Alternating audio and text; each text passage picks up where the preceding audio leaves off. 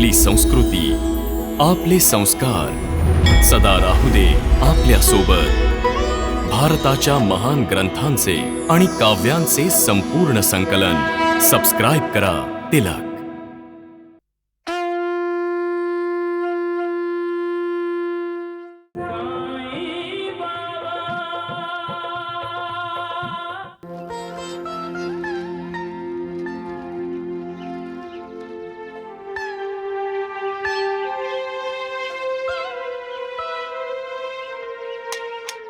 ताई ताई, उमाकांत दादा.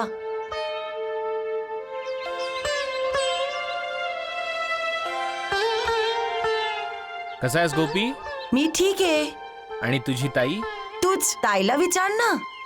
गोपी, मी सुद्धा ठीक आहे. बहुतेक गोपी तुझी ताई रागवली आहे. तर मग राग घालवा ना तिचा. तो कसा? विहिरीतून पाणी काढून तिच्या डोक्यावर टाकू का?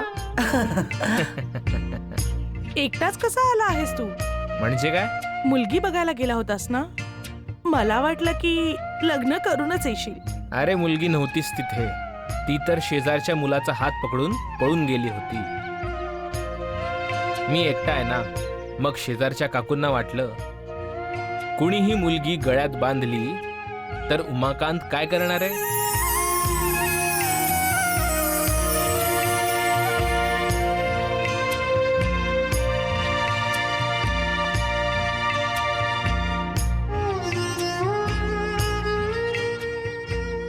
उमाकांत दादा,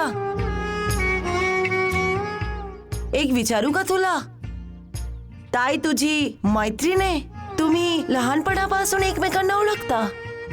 ताई तुला आवडते सुद्धा, म्हणून तू तिच्यासोबत चेष्टा मस्करी सुद्धा करतोस.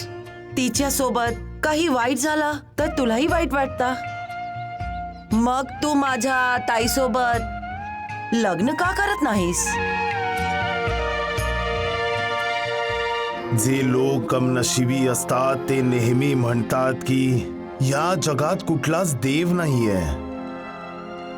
जुन्या प्रथेच्या कारणामुळे कुणा विधवेचं मुंडन केलं जातं, तेव्हा माझी खात्री आहे की तुझ्या डोळ्यात सुद्धा अश्रू तरळत असतील. करुणा करा. अशा कमनशिबी स्त्रीला तूच तर आसरा देत असतोस ना, आणि तिच्यासाठी तिचा भाऊ होऊन जातोस किंवा शेजारचा कोणी मित्र. तू धन्य आहेस देवा. तू धन्य आहेस. धन्य आहेस. तुला कोणी सांगितलं होतं रे उमाकांतशी माझ्या लग्नाबद्दल बोलायला? का? उमाकांत दादा तुला आवडत नाही का?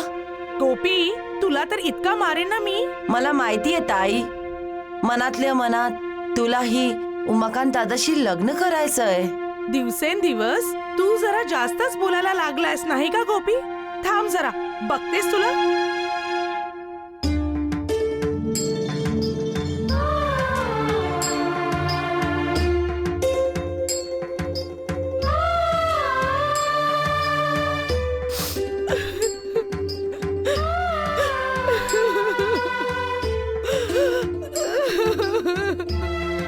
एक पुरुष दुसरं लग्न करू शकतो, पण एका स्त्रीचं दुसरं लग्न, म्हणून ती बिचारी निराश आहे. आता तूच एक तिची आशा आहेस देवा. तूच तिचा सहारा आहेस. तिला सांभाळ. तिचं कल्याण कर देवा. नवीन आयुष्य दे तिला. तुझं कौतुक केलं जाईल. जय जयकार होईल तुझा देवा. आयुष्याची बाजी हारलेल्या माणसाच्या आयुष्यात जेव्हा तू आशेचा किरण दाखवतोस, त्यांना खुशी देतोस, तेव्हा माझ्यासारखा तुझा बंदा खुश होतो देवा. म्हणूनच कर्म कर देवा. दया कर देवा. कृपा कर. कृपा. सबका मालिक एक. नाथ बाबा, मला सुकन्याची काळजी लागून राहिली आहे. तुम्ही तिचा उद्धार करा. मी 7 जन्म तुमचा दास व्हायला तयार आहे. जीवाजी, त्यांना सांगा की द्वारकानाथ स्वतःच वाईट माणूस आहे. मग ते दुसऱ्यांचा उद्धार काय करणार? हळू बोल धोंडो, हळू बोल. काकाजी, तुम्ही तर तुमच्या सुकन्याला माझ्या सेवेत हजर करा. मग बघा मी तिची भाग्यरेषा कशी बदलून टाकतो ते. आम्ही अनुग्रहित झालो नाथ बाबा. तुझं कल्याण हो. एकदा ठेच खाल्ल्यानंतर माणूस आपलं पुढचं पाऊल विचारपूर्वक टाकत असतो. आणि तू जराही विचार न करता आपल्या मुलीच्या बाबतीत निर्णय घेऊन टाकला. अरे, मुलीच्या काळजीने इतका अस्वस्थ झालास तू की होणाऱ्या बदनामीविषयी सुद्धा विचार केला नाहीस. अरे मूर्खा, उद्धार तो करतो तो ज्याला आपण देव म्हणतो, परमेश्वर म्हणतो. दास व्हायचा आहे तर त्याचा हो. मग तुला कुठली चिंता काळजी राहणार नाही. मग तुझी मनःशांती तुला सोडून कधीच जाणार नाही. नाही बाबा, मी त्याची सेवा करणार नाही. काय बोललीस करंटे? आम्हाला तर तुझं भलंच हवंय आणि तू म्हणतेस की तू नाथबाबांची सेवा नाही करणार. तुला त्यांची सेवा करावीच लागेल, नाहीतर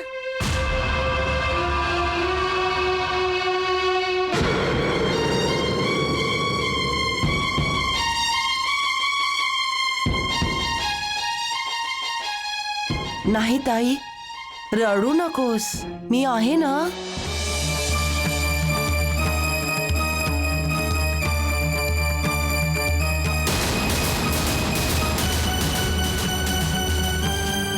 ही साडी का नेसलायस तू गोपी? ते काय ना की मला नाथबाबांची सेवा करायला जायचंय.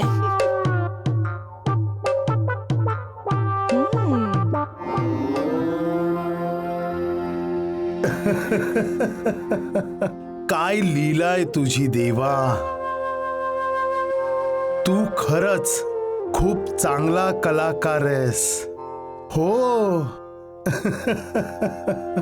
प्रश्नही स्वतःच निर्माण करतोस आणि उत्तरही स्वतःच देतोस.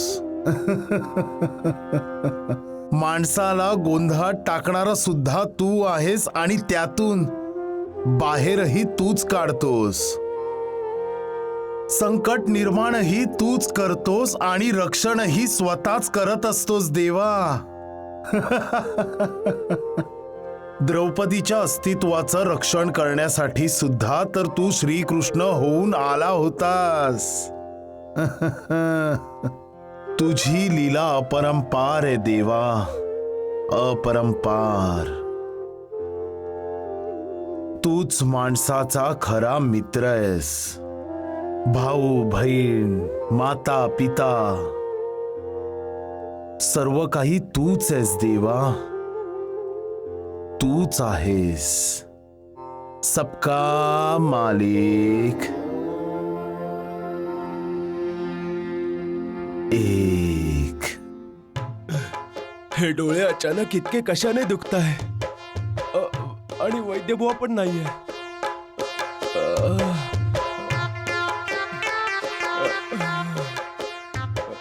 नाथ बाबा, कोण? मी सुकन्या. अरे सुकन्या, ओ, उठू नका आणि पट्टी पण काढू नका, नाहीतर तुमच्या डोळ्यांचं दुखणं आणखीन वाढेल. दुखणं तर माझं आधीच वाढलंय. तू तर माझ्या दुखण्यावरचं औषध आहे. ही सुकन्या तर नाहीये. अच्छा, गोपी आहे. द्वारकानाथजींना मूर्खात काढतोय. खूप चांगलं झालं की तू. अरे नाही नाही नाही, उठू नका, नाहीतर मी तुमची सेवा कशी करू शकेन? कसा? मला म्हणायचे की कशी करेन. माझी सेवा करायला आलीयस? तुम्ही तर तिचा उद्धार करणार आहात. धोंडू, तू इथं काय करतोयस? मी काहीच नाही करत आहे. जे काही करायचंय ते गावकरीच नंतर करतील. अरे शांत बस आणि जा इथून. मी जाऊ? अगं नाही सुकन्या, तू इथं थांबून माझी सेवा करत राहा. म्हणजे काय करू? पाय दाबू की डोकं? अरे गळा दाब. धोंड्या पळ इथून. सुकन्या, किती कोमल आहेत तुझे हात. पण इथले लोक काही कोमल नाहीयेत द्वारकानाथजी. अरे तू अजूनही इथेच आहेस. आता मध्ये मध्ये बरळू नकोस. चल पळ इथून. बोलू द्या नाथ बाबा. हे तुझ्या आवाजाला काय झालं सुकन्या? काही नाही, थोडासा घसा खवखवतोय. पण हा आवाज तर पुरुषी वाटतोय. अच्छा अच्छा, धोंडूचा असेल. नाथ बाबा, एक विचारू का? हो विचार विचार. हक्क आहे तुझा. तुमची सेवा करून माझा काय लाभ होईल? अरे लाभच लाभ आहे. तुझा मेलेला नवरा जिवंत होईल.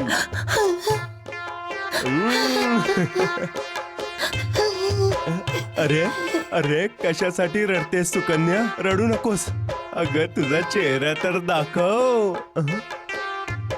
धोंड्या, तू तू अजूनही इथेच आहेस. असं वाटतं की दगडाने तुला मारावं. पाहिलंस, निघून गेली ना.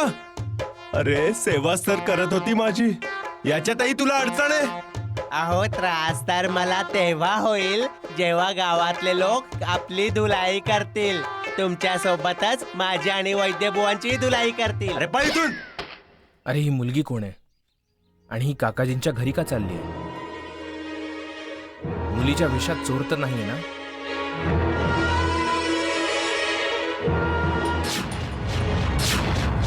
गोपी, तू नाटकात काम करायला लागलास की काय?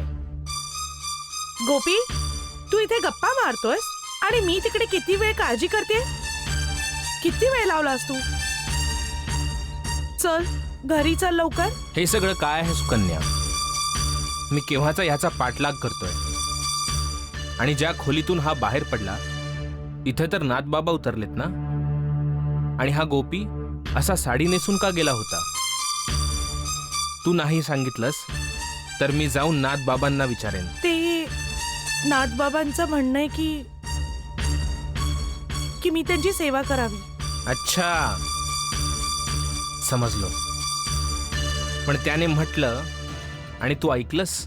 बाबांचं म्हणणं आहे की मी नाथबाबांची सेवा केली पाहिजे.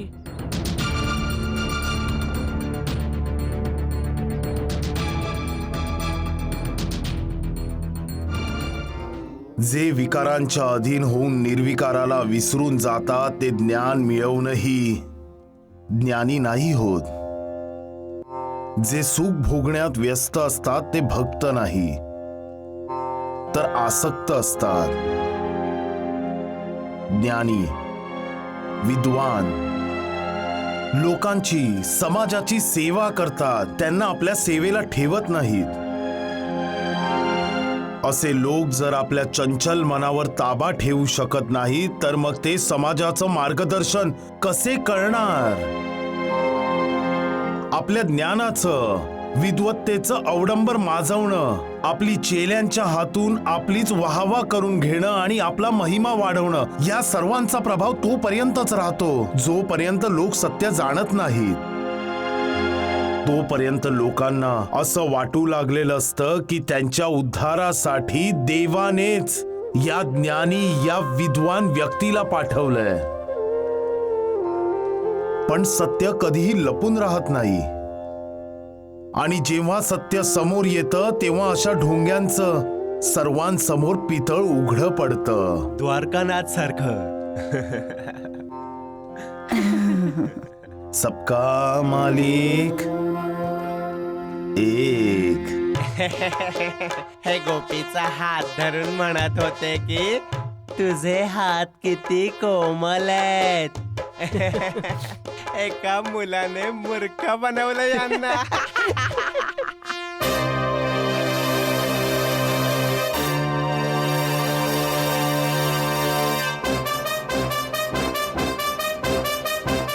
कोण आहेस तू भाऊ? सांगतो.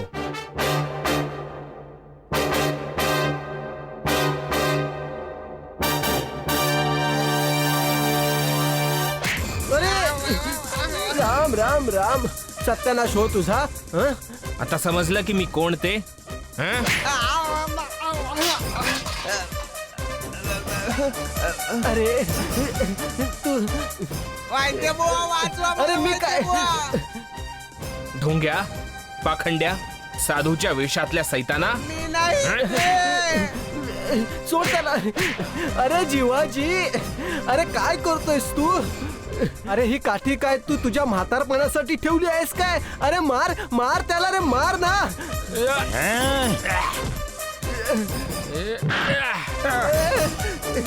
अरे राम राम, जीवाजी गेला.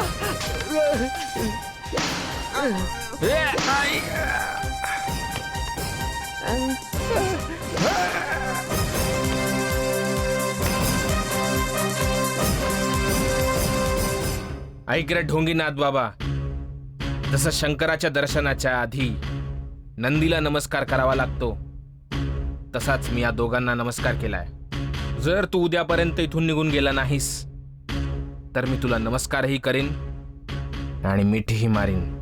समजलास का? समजलो.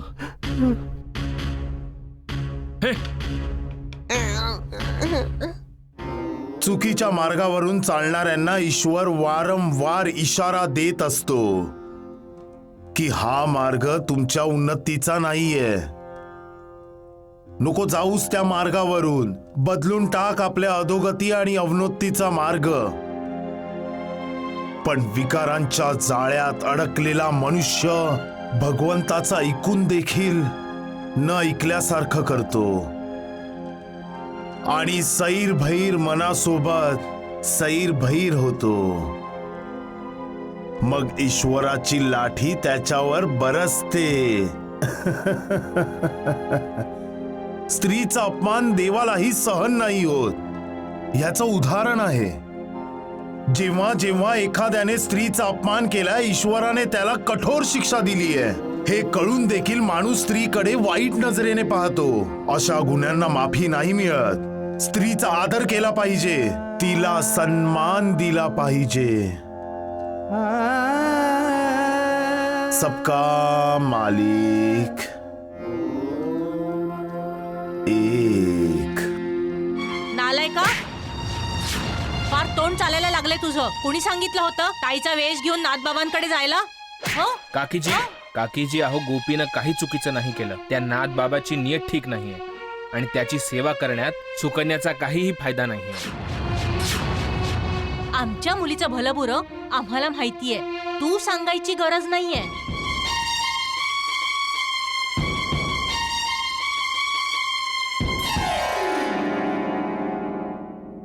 अरे तू सुकन्या आत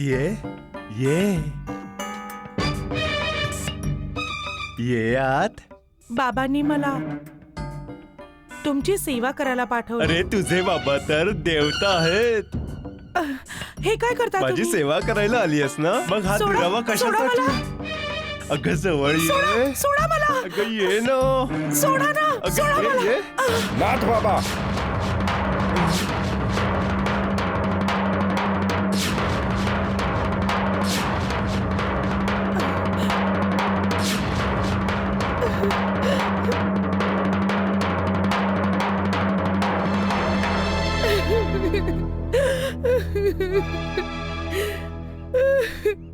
मी तर फक्त सेवा करून घेत होतो तिच्याकडून. नीच पापी दुराचारी सैताना, मी तुला माझ्या घरात भगवंत समजून ठेवून घेतलं आणि तू निघालास राक्षस.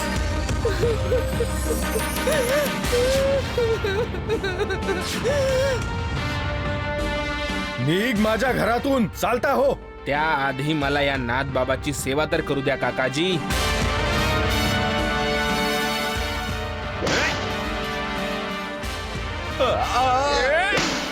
थांबा थांबा. तुम्ही दोघे टांग्यातच थांबा. मी जाऊन द्वारकानाथजींना घेऊन येतो. हे गाव आपण तात्काळ सोडून देऊ, कळालं का? थांबा इथेच.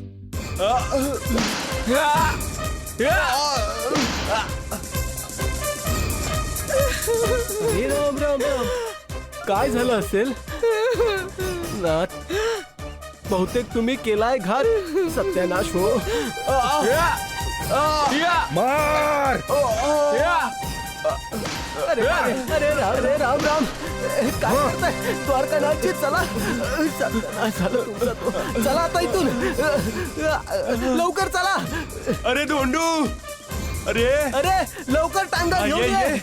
काय टांगा पळाव? अरे काका टांगा पळवा लवकर लवकर. ए, थांब. अरे वैद्य टांगा बुवा, थांबव, चला, धोंडू. चला. अरे अरे धोंडू थांब. अरे टांगा थांबवा. अरे थांब, चला वैद्य बुवा.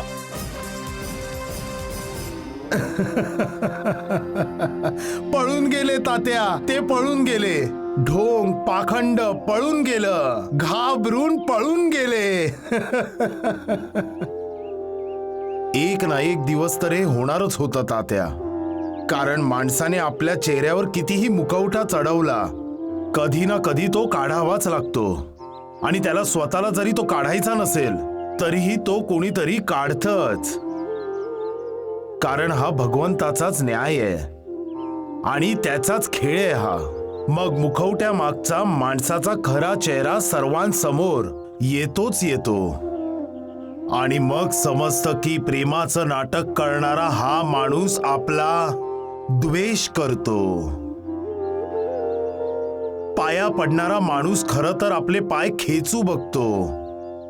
आपल्या समोर मान तुकवणारा मनुष्य खरं तर आपला गळा चिरू पाहतोय. आपली स्तुती करणारा हा माणूस खरं तर आपल्याला शिव्या घालतोय. म्हणूनच तर म्हणतात की सत्य कधीही लपवता नाही येत. म्हणूनच तर म्हणतात की कितीही ढोंग पाखंड करून सत्याला समाजापासून लपवा, तरीही ते समाजासमोर कधीतरी येणारच. तात्या, लोकांना हे का नाही समजत की ईश्वर त्यांना स्वतःला बदलण्याची संधी वारंवार देत असतो, पण त्याला संधीचा फायदा घ्यायचाच नाहीये. अरे हे त्याचं नशीब वाईट की त्यांना अजूनही ईश्वराला शरण जायचं नाहीये. का?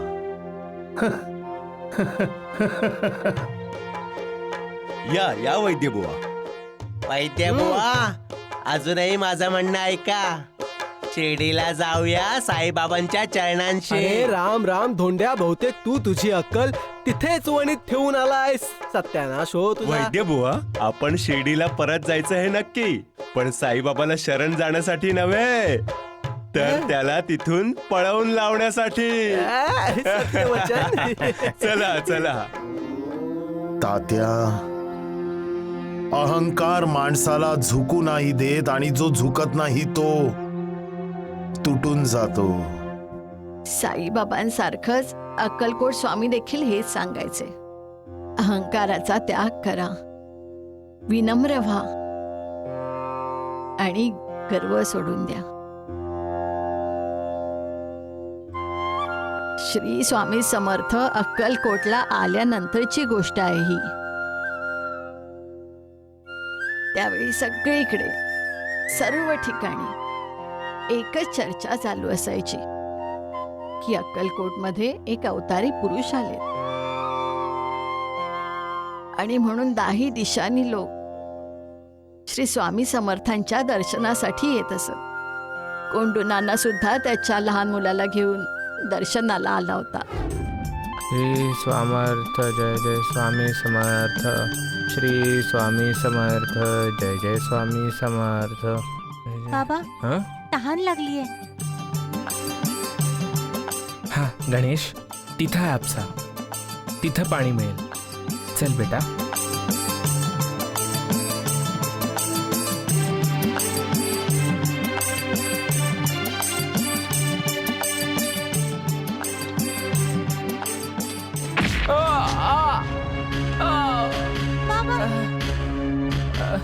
तुझी हिम्मत कशी झाली माझ्या हँडपंपचा पाणी पिण्याची? हा मी बनवलाय, तुझ्या बापानं नाही. भिकारी कुठला. नका मारू माझ्या बाबांना. नाही बॉब, तू हे काय करतोयस? जैन डार्लिंग, याने आपल्या हँडपंपचा पाणी प्यायलाय. हाऊ डेअर ही. सगळं पाणी खराब झालं. लवकर जाय तू ना तर खूप मारेन. You bloody idiot. नका मारू माझ्या बाबांना.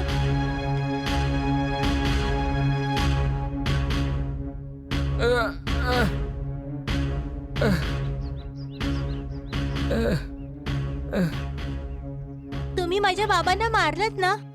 अक्कलकोट स्वामी तुम्हाला माफ नाही करणार. श्री स्वामी समर्थ जय जय स्वामी समर्थ स्वामी समर्थ जय जय स्वामी समर्थ. श्री स्वामी समर्थ जय जय स्वामी समर्थ. श्री स्वामी समर्थ जय जय स्वामी समर्थ. जय जय स्वामी समर्थ.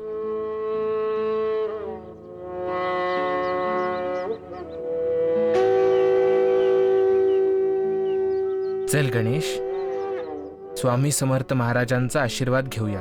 तुम्ही जा, मी नाही येणार. का? तुम्ही स्वामी समर्थांची इतकी भक्ती करता तरीही त्यांनी तुमचं रक्षण नाही केलं का?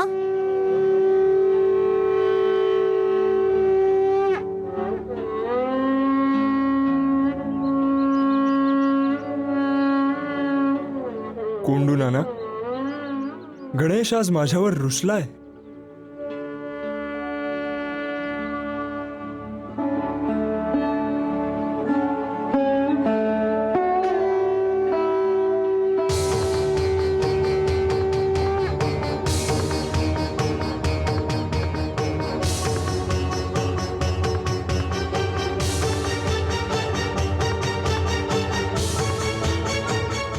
गणेश, चल लंगडी खेळूया. स्वामीजी, तुम्ही लंगडी खेळता? हो गणेश.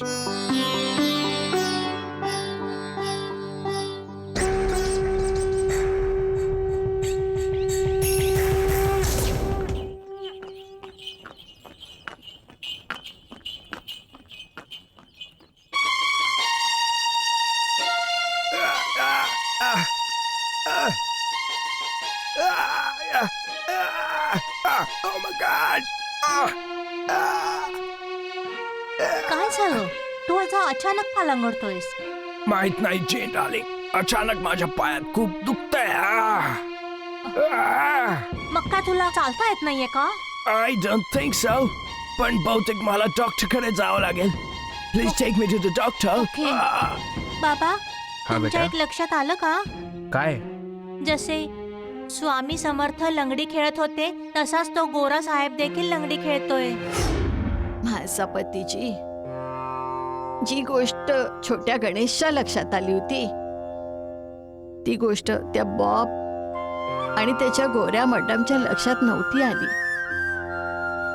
दोघं डॉक्टरांकडून दवा पाणी करत होते. डॉक्टरांकडून पायांचं दुखणं अजिबात कमी नाही झालं. म्हणून त्यांनी शिर्डीच्या वैद्यांकडून औषध मागवलं, पण पायाचं दुखणं कमी नाही झालं. उलट जखम जास्त चिघळली. बॉबचा पाय सडू लागला. तेव्हा डॉक्टर म्हणाले पाय कापावा लागेल.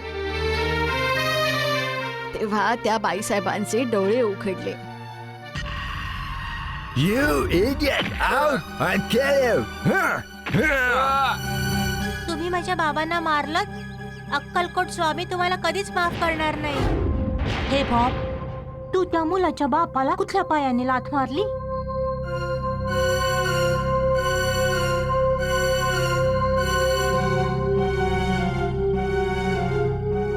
काय काय म्हणायचंय तुला?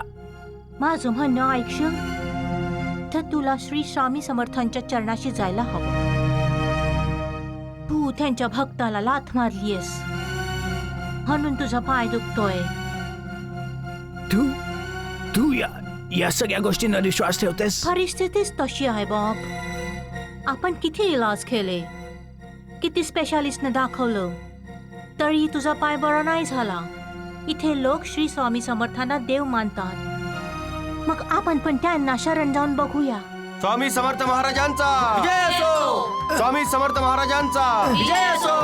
स्वामी समर्थ महाराजांचा विजय असो. आता का आलात माझ्याकडे? कोणत्या गोष्टीचा अहंकार आहे तुला? पाणी पिणाऱ्याला लाथा मारतोस. जगात तुझ्यासारखे लोक घाण पसरवतात, कोंडू नाना नाही. जा, चालता हो इथून.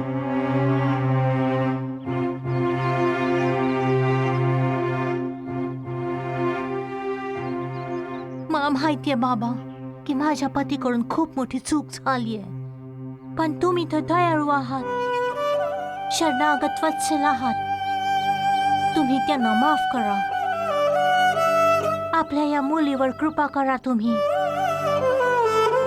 आम्ही तुम्हाला शरण आलोय. माझ्या पतीला वाचवा, वाचवा माझ्या पतीला. कृपा करा बाबा, कृपा करा. स्वामी महाराज, करा तिला माफ. बिचारी किती रडतीये. पण हिच्याच पतीने तुझ्या बाबांना लाथ मारली होती ना? त्याची शिक्षा तर त्याला मिळाली आहे स्वामी महाराज. लहान मुलात देव असतो. जर देवाने त्याला माफ केलंय तर मी कोण आहे याला माफ करणारा? म्हणजे तुम्ही बॉबला माफ केलं स्वामी महाराज?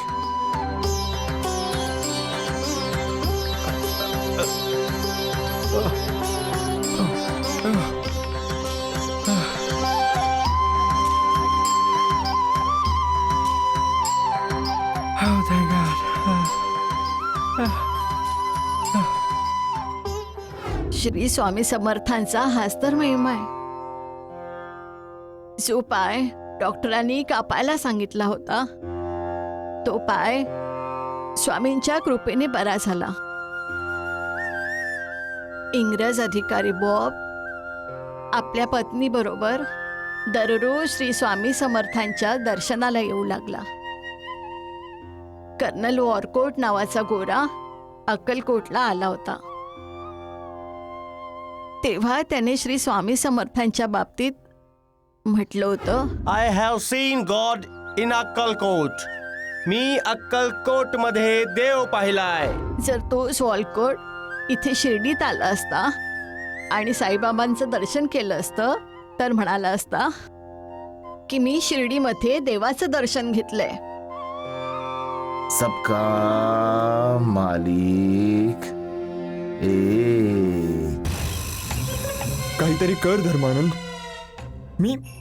मला एकट्याला या घराचा मालक व्हायचंय. हा दिनकर तुला काय शिकवतोय धर्मानंद? ते खाण्यापिण्याचं बोलतोय तो, नाही का काय दिनकर? अच्छा धर्मानंद आणि दिनकर, तुम्हाला एक आनंदाची बातमी देऊ का? हो हो. मी लग्न करतोय. हा, अच्छा. दामू दादा आणि वहिनी नेहमीच मला संसारात पडण्याबद्दल सांगायचे, पण तेव्हा मला लग्न बंधन वाटायचं. पण आता मला एका जीवनसाथीची आवश्यकता भासते. ही तर खूप चांगली गोष्ट आहे शंकर दादा. लवकरच आपण मुलगी पाहायला जाऊया. असं वाटतंय शंकर शेठ की तुम्ही आधीच मुलगी बघून ठेवली आहे.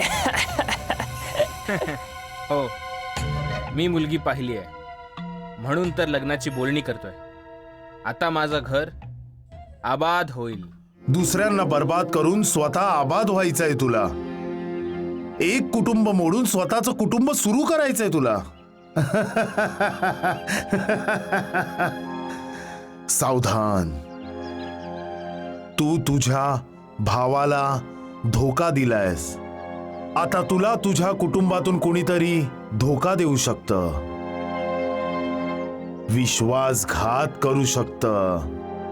जे दुःख वेदना तू तुझ्या दादा वहिनीला दिलेस तेच दुःख त्याच वेदना भोगण्याची तुझी वेळ आली आहे. भगवंताचा न्याय जवळ आलाय.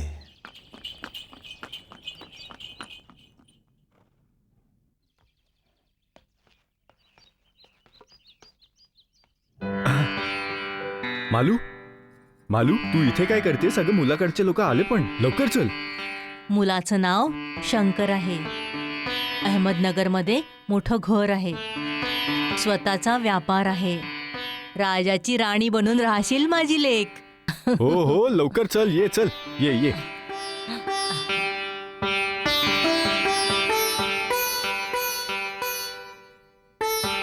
नमस्कार. नमस्कार नमस्कार. नमस्कार नमस्कार घर शोधायला काही त्रास तर नाही झाला तुम्हाला? भास्कर रावजी, अहो तुम्हाला तर इथे सगळेच ओळखतात. बसा ना, या या मी रागिणीला घेऊन येते. हा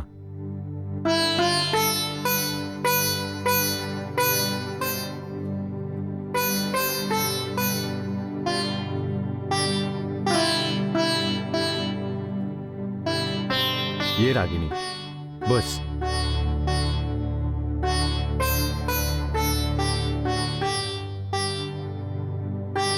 मालू पाहुण्यांसाठी चहा नाश्ता. हो हो, नौकर घेऊन येतच असेल.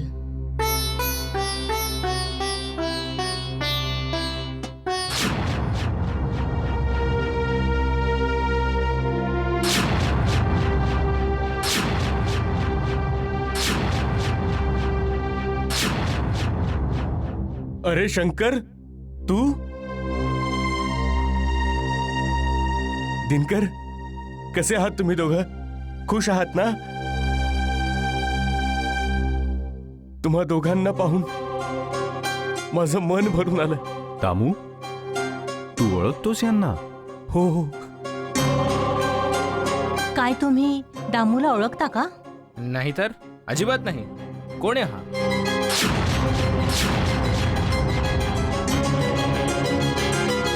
तू मला नाही ओळखत शंकर? खूप झालं दामू, जा आज जा. छोट्या लोकांमध्ये असतेच ही वाईट सवय. मोठ्या लोकांशी ओळख असल्याचं दाखवतात, नाती गोती असल्याचं सांगतात.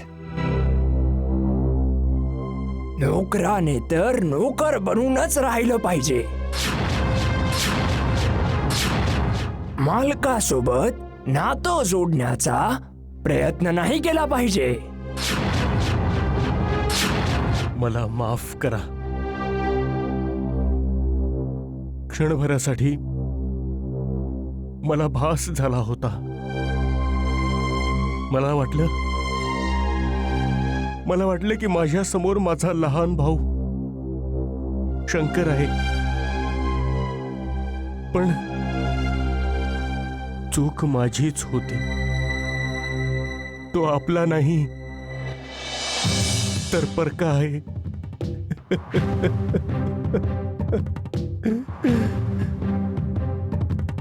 मला माफ करा. हा कसला न्याय आहे देवा तुझा? ज्याने आयुष्यभरात कधीही कोणाचा अपमान केलेला नाही त्यालाच अपमानित केलं जातंय. भाऊ भावाला ओळखायला नकार देतोय. ज्याच्या पाया पडायला हवं त्याला लात मारली जाते. आणि तू दर्शक होऊन बघत बसलायस देवा.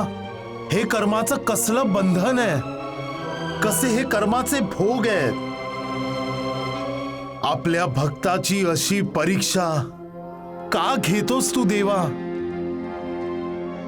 एक भाऊ जेव्हा आपल्या पित्या समान भावाला ओळख दाखवायला नकार देतो तेव्हा असं वाटतं की तुझ्या या दुनियेत कुणीच कुणाचं नाहीये. स्वार्थ, द्वेष, ईर्षा, धोका, तिरस्कार, विश्वासघात हेच नातेवाईक आहेत माणसाचे. प्रत्येकाने बेईमानी आणि कृतज्ञतेशी नातं जोडलंय. तुझ्याशी कुठलंही नातं जोडायची इच्छाच नाहीये. अजूनही संधी आहे देवा. तुझ्या योग निद्रेतून जागा हो. जेव्हा उठशील तेव्हा खूप उशीर झालेला असेल देवा. ज्या माणसाला तू बनवलंयस तो तुझा राहिलाच नाहीये, तर बेईमानी, धोका, विश्वासघात या सगळ्याच्या अधीन गेलाय तो.